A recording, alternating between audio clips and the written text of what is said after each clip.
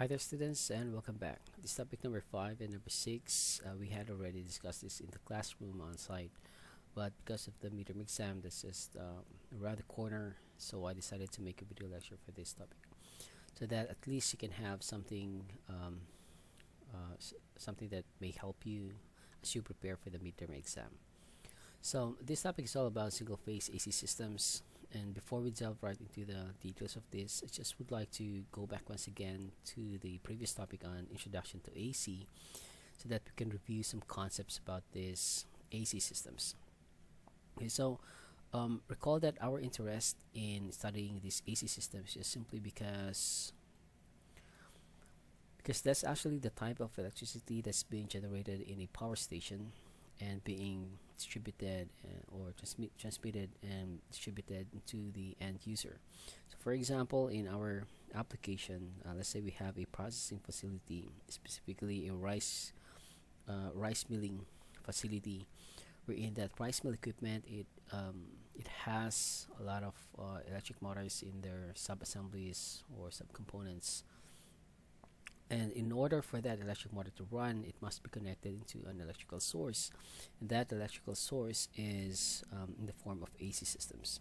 So that's the available electrical supply in in a building application. Okay, so also recall that the principle of AC generation is based on the Faraday's law, wherein a coil of wire, when it cuts through a magnetic flux, it's gonna generate an AC voltage. So right here in an example or shown here, so we have these magnets and it has a magnetic flux in between, and this coil of wire is cutting through that flux as an input force or rotational force is applied. So there's going to be an output of an AC electricity, and in terms of its characteristics, it's an alternating current, but specifically in the form of a sinusoid.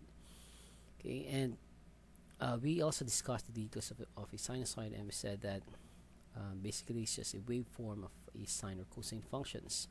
So whether sine or cosine, we can establish the mathematical relationships for that, but recall that we decided to base our lecture on these cosine functions, but again they're just essentially the same, except the difference is only the phase shift. So that means that the magnitude, we have this peak here and the peak at the negative value, they're just the same, and also the frequency, except that the difference is this phase shift. Okay, so the cosine starts at time 0, it starts at this peak value, whereas for sines at time 0 it starts at 0. And whenever there's a sine or cosine, then it's also possible to express it in terms of a mathematical equation. Right here, as shown, we have a voltage as a function of time. It's equal to some peak values or maximum values of voltage times the cosine of some angles. So whether even though we what's shown here is just the voltage, it's also equivalent to the into the AC current as well. Okay, so later on we will be combining, doing mathematical operations, let's say multiplying, dividing, adding and subtracting the electrical parameters such as the electrical quantities such as the voltage, current, power. So when dealing with sines and cosines, in terms of that operation, somehow it's kind of intimidating. So that's why we introduced the concept of a phasor. Recall that a phasor is another way of expressing these electrical quantities or this sinusoidal waveform, wherein if we do the mathematical operation in this phasor domain, somehow our mathematics gets simplified, or it's more convenient rather than working with the sines and cosines. And also, since it's a transformation, that means that we can transform we can transform this sinusoid into this phasor, or also we can transform it back to the sinusoids or this time domain. And also, when it says transformation, that means that some aspects in this time domain, there is there is a corresponding equivalence to the phasor domain or this frequency domain. Like for example, the amplitude, so that corresponds to the length of the phasor, and the angle or the phase shift corresponds to the angle of that phasor. So when I say phasor, it's a rotating vector. So it's a vector rotating at some constant angular frequency, and it's rotating in a complex plane. Take note of that. It's rotating in a complex plane. When we say complex plane, we are referring to combination of real numbers and the imaginary numbers along the y-axis or along the vertical axis. Okay, so real and imaginary. So complex plane, that means that phasor is a complex number.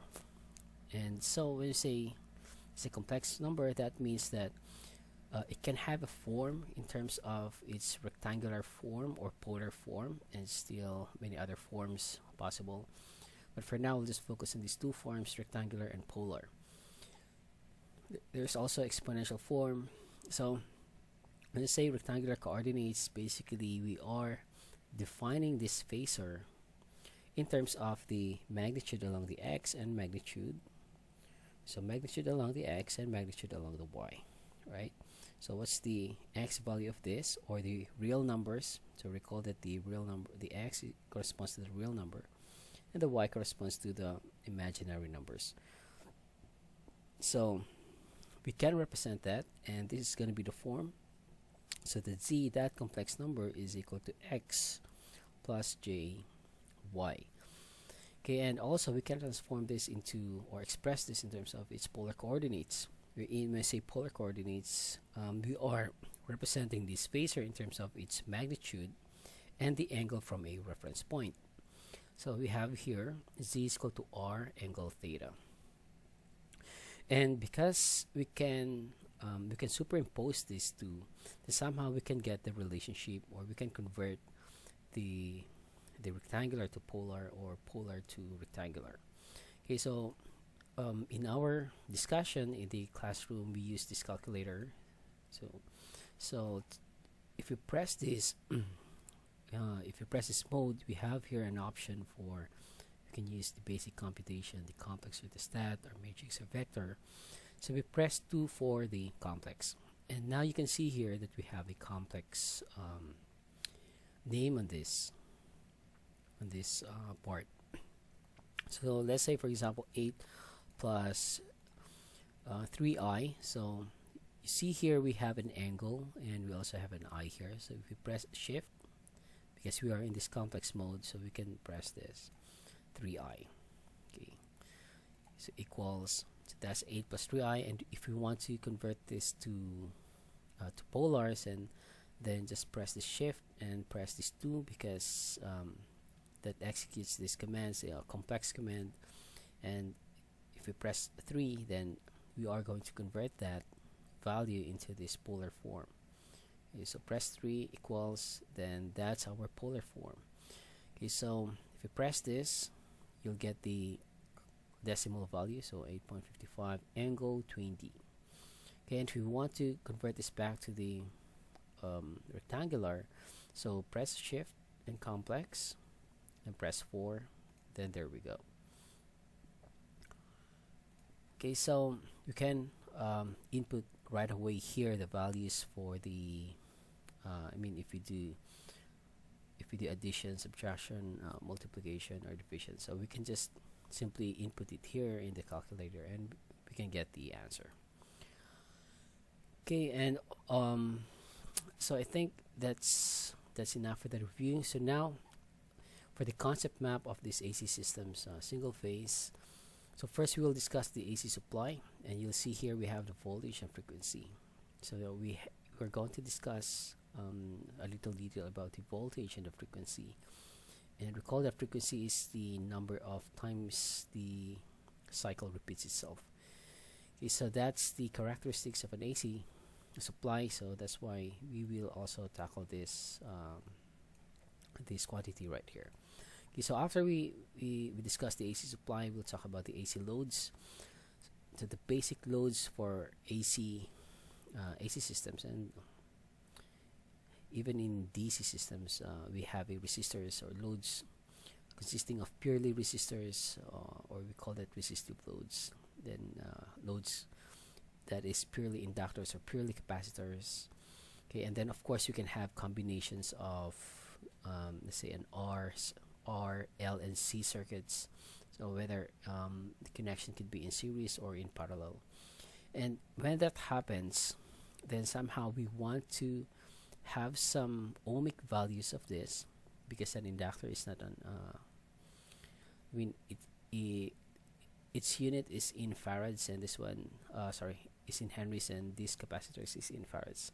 And so we want to have some ohmic value so that we can do we can do the mathematical operations for that. So we introduce the concept of reactance and also impedance. And after that, we will talk about the AC power. For AC power, you see here we have terms like real power, reactive power, and apparent power. And that's just simply because we have different types of loads. We have loads from resistors and loads from these reactive devices. So that's why we have reactive powers, because that's the power coming from these inductors, or that's the power relating to the inductors and capacitors. Okay, so now let's talk about the AC supply. So for the AC supply, recall once again that an AC supply is generated whenever the coil cuts through a magnetic flux. So here's our generator. And in this case, the ones that rotating is the coil, and the ones that's stationary or not moving is the magnets. So when that cuts, then we have this generation of voltage.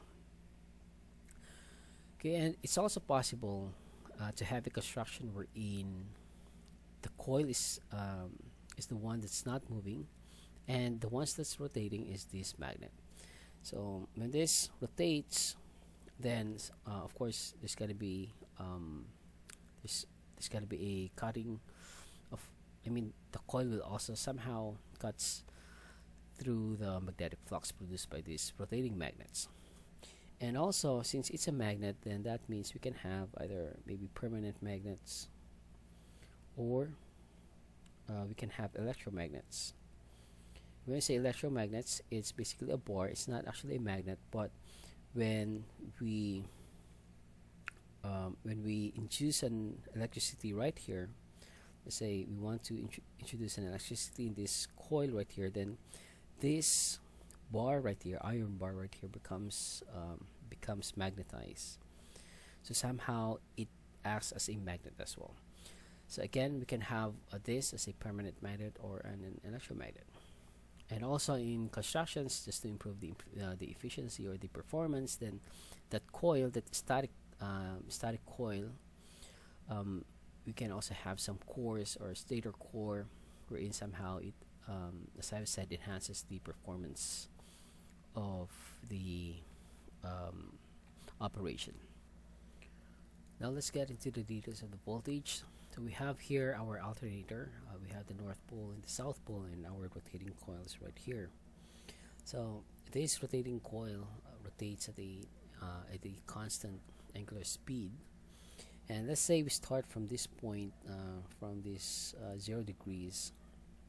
So when the coil is at the 0 degrees, then we can see that the direction is actually parallel to the line of flux, and we can say that the voltage generated is 0 whenever that coil is parallel to the line of flux. And as this coil moves or rotates until it gets to the 90 degrees, you see here that it gets to its maximum. So in terms of the direction, when this coil is perpendicular to the line of flux, then we can say it gets to its maximum value or peak value. Or in other words, you can see that whenever this coil is right near this magnet, then it gets to its maximum values. Okay, and from 90 degrees to 180, you see that it gets the direction gets parallel to the line of flux, so we get a um, zero voltage right here at 180 degrees. And then as it continues to rotate at 270 degrees, and you see that it gets the maximum once again, but at the negative value. It's a negative value, but at maximum, because the direction is perpendicular to the line of flux.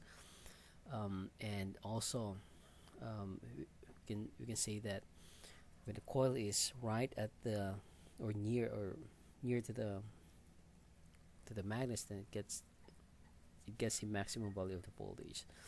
Okay, and then from 270 to 0 degrees, then it gets back to 0 once again. Okay, so that alternates depending upon the frequency. Okay, so we can see here that instantaneous supply is actually changing. So when I say instantaneous, at the instant of time, let's say here's our time, then the value is this value. But let's say at this time, the value is at this point. So at any instant of time, there is a change in the value of the voltage produced. And also, we can also notice that the polarity is changing. So at some time interval, we have a positive value, whereas in another time interval, we get a negative value. Okay, so next one is we'll discuss the 4 different voltage information that we can get from a sinusoidal waveform. So first is the peak voltage. When I say peak voltage, we are referring to the maximum voltage value of that waveform.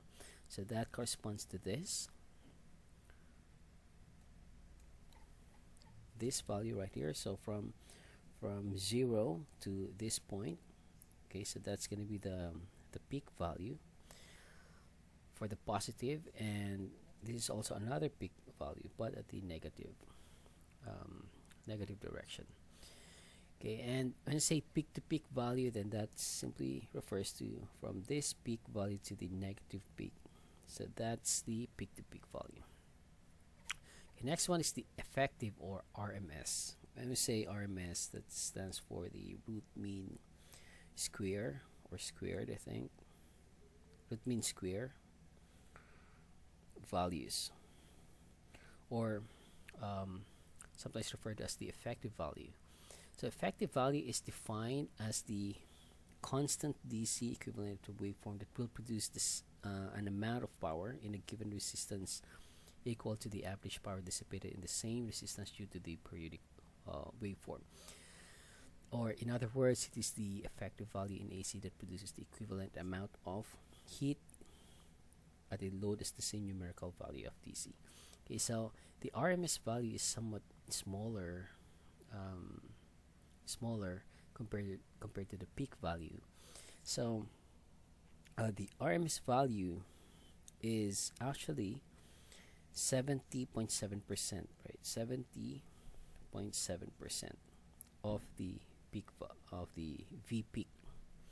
Okay, so here's our working equation for that. So Vp divided by square root of 2, and if we take 1 divided by square root of 2, we get 0.707, or 70.7%. Okay, so the RMS value is actually, that's the voltage value being measured by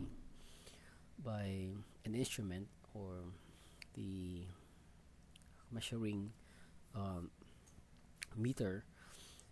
When say, for example, 220 volts in an outlet, then that 220 volts actually corresponds to this root mean squared value, or the effective values. Okay, so that's the equivalent amount of heat at the load as the same numerical value of DC. Okay, next one is we have this mean voltage, and when I say mean voltage, is the average voltage for half of the periodic cycle. So let's say right here, here's half the cycle and then another half. So the mean voltage is equal to 63.7% coming from this equation. So 2 Vp divided by pi. Okay, and when you say average value, that's the average between the two waveforms. Sorry, two cycles. Sorry, two half cycles. Right. So half of this, then half of this, or we can say one full cycle. So the average is just simply zero because we have a positive here, a negative, and it's just simply the same, 63.7, 63.7 right here. So we get a zero value for the average. Okay, so now let's do some sample problem. We have here from one of our reference texts, it says a voltage sine wave has an effective value of 40 volts. What is the peak value of the sine wave? So what's given to us is the RMS value, right? So RMS value, VRMS, and here's the V peak. So VRMS is equal to 0.707 V peak. So we are asked to find for the V peak. So V peak is just simply 40 VRMS, that's the 40 volts, divided by 0.707. So 40 divided by 0.707, and we get 56.58. So 56.58 volts. Okay, next one is a current sine wave has a peak value of 10 amperes. What is the effective value? So if this is the peak, but in this problem we are referring to currents, so I peak, and we are asked to find for the IRMS. So what is the effective value? So it must be less than 10, right? So IRMS is equal to 0.707 times I peak. So 10 times 0.707, that's I think 7.07 amperes. Okay, so that's just the basic computations that we'll encounter in this effective values and peak values. Okay, so next one is, let's talk about frequency. Now recall that frequency is the number of cycles, the number of cycles the waveform repeats itself. So we can see here actually that if we try, because it says here the operation and construction of alternator also affects the frequency. So for now, what if the rotation or the rotational speed of the coil, we'll consider a slower speed of 0.5 revolution per second, and then later we'll draw the waveform for a 1 revolution per second, then 2 revolutions per second. Okay, so we'll see what's gonna be the effect on the waveform. Okay, so if it is 0.5 revolutions per second, it's just simply the same as saying a frequency of 0.5 hertz. Okay, so again, we'll start here at 0. So at 0, then our voltage value is 0. When it gets to 90 degrees, it gets to, maybe we'll start here at 1 revolution per second. Okay, so start here. So at 0 degrees, this is 0, and then when it gets to 90 degrees, then it gets its maximum, and when it gets to 180 degrees, it goes back to 0, then gets back to a maximum at the negative direction at 270 degrees, and then back to 0. So let's say 1 revolution per second. That means 1 revolution of this coil occurs at 1 second. So that means that at time here we are measuring a time of 1 second. So this will be the waveform when we have a 1 revolution per second, or 1 hertz. So now let's consider a 0.5 revolutions. That means a slower speed. So that means that at 1 second, 1 second, if this is the t is equal to 1 second, it will complete the waveform. It will only have a half of the waveform. Okay, because I say 0.5 revolutions per second, meaning that at 1 second time, it will only have a half of the waveform completed. Okay, so that means that we will get this. We will reach the 90 at let's say 0.5 seconds. I think 0.5 seconds. So we will have a waveform something like this, because it will complete the waveform after 2 seconds. Right? So let's say here's the 2 seconds. So that means there is an effect to the waveform. The speed, the speed affects the shape of the waveform. So now let's consider a faster speed. So if that's the case, 2 revolutions per second, that means that it will complete 2 revolutions or 2 cycles per second. So again, if here's our time is equal to 1 second, so that means there's gonna be 2 waveforms for this. In this 1 second, there's gonna be 2 waveforms, and that's gonna be something like this.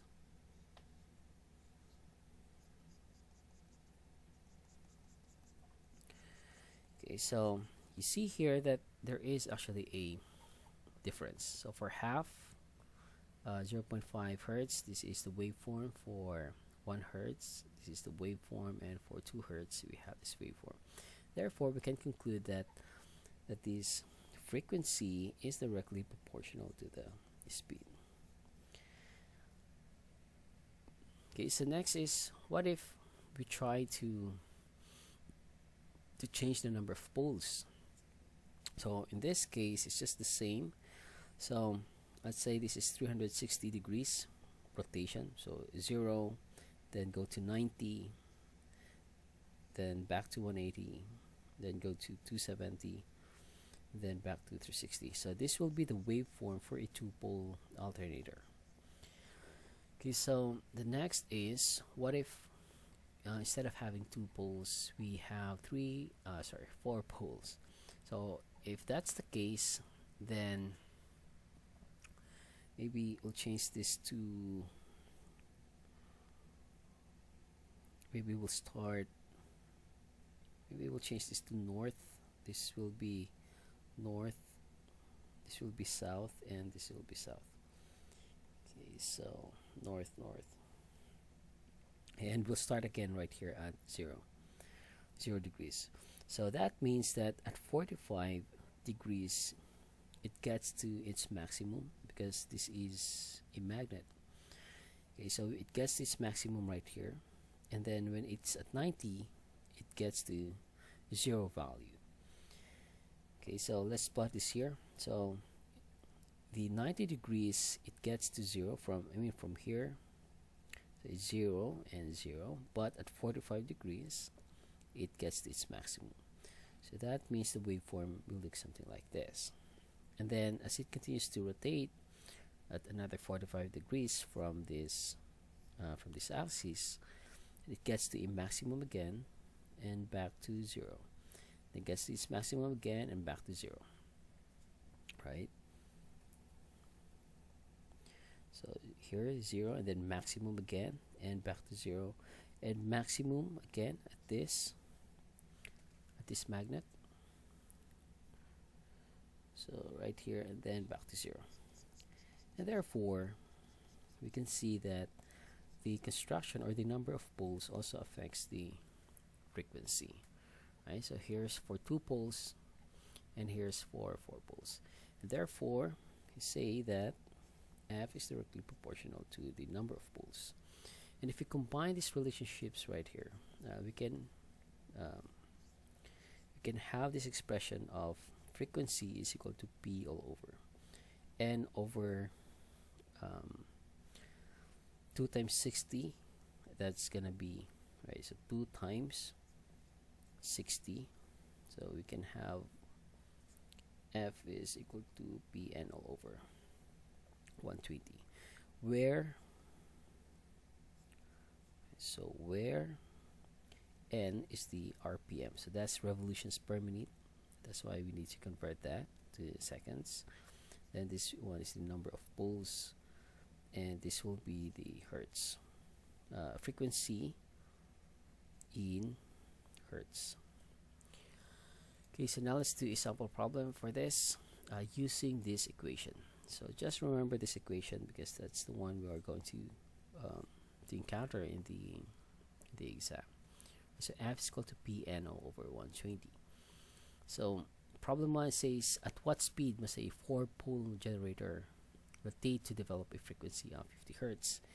So if we write the equation, F is equal to Pn all over 120, we are asked to find the speed. Alright, so we are asked to find this. So N or F times 120 divided by P is equal to N. Therefore, N is the frequency is given 50 hertz times 120 divided by number of poles. So therefore, N is equal to 50 times 120 divided by 4. So 1,500. So it must be running at 1,500 RPM. Okay, so that's just how simple it is for this AC supply. Okay, so in the next video we'll be discussing the AC loads.